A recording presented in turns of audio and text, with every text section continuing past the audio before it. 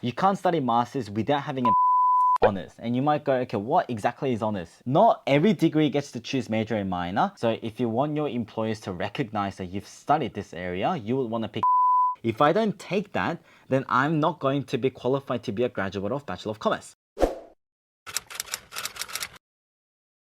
University terminologies. Whenever you guys receive brochures, undergraduate guides from universities and anywhere, I noticed that students are not so familiar with these terms. I will clarify these for you. These are 6 main, I would say, terminologies that universities use. Something that you need to know in and out. Number 1, bachelor versus master's degree. So bachelor degree is an undergraduate degree, which means you can only study bachelor's degree when you straight away leave high school. So when you move from Year 12 to university, you can't study postgraduate, you can't study master's. On the other hand, master's degree is a degree when a student studies once they have completed bachelor's degree. You can't study master's without having a bachelor degree. So that's a clear distinction. Honors program. Whenever you see courses, next to it in a bracket, they will say honors. And you might go, okay, what exactly is honors? The whole point of honors is actually that it is a research degree in your last year. For any universities, if it says honors, you are expected to do some research at the end of your degree, like in your final year of degree, for a whole year. You are supervised by a professor of your own choice. You get to pick which research topic you are going to research on. Honors program, sometimes mandatory, sometimes optional. For example, engineering courses all come with honors program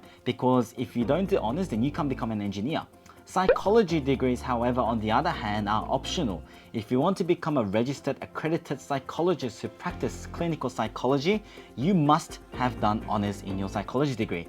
Whereas if you just study psychology, you can't become an accredited registered psychologist. 3, credits. So what are actually credits? Think of it as units in high school. So you know how you pick advanced mathematics? That's 2 units, right? It's basically the same language in university. Generally speaking, there are 6 credit points, but that varies depending on universities. Major versus minor.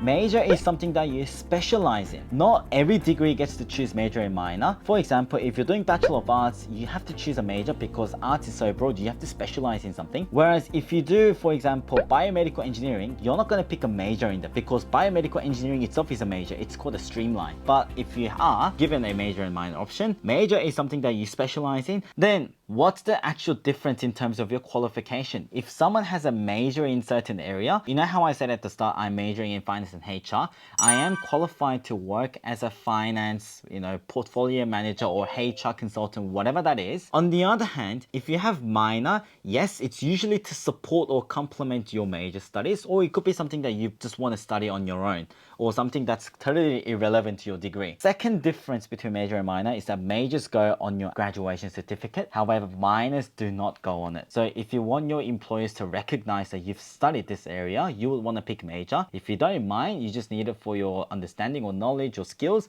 you can just pick minor. Number 5, combined versus double degree. A lot of students only ask me about double degree. However, there's a clear distinction between a combined and a double degree. Combined degree is when you study 2 bachelor's degrees at the same time. For example, Bachelor of Commerce and Bachelor of Law, you're studying 2 bachelor degrees at the same time. That's what a combined degree is. So every single time you guys talk about double degrees, you guys are actually talking about combined degree, not double degree. Then what is a double degree? Double degree is when you merge bachelor degree and a postgraduate degree together. A classic example is when you do Bachelor of Science and you move on to Doctor of Medicine. That is a double degree because Bachelor of Science is a bachelor degree that you study straight away after high school, whereas Doctor of Medicine is what you study after you graduate from Bachelor of Science. Lastly, core versus electives.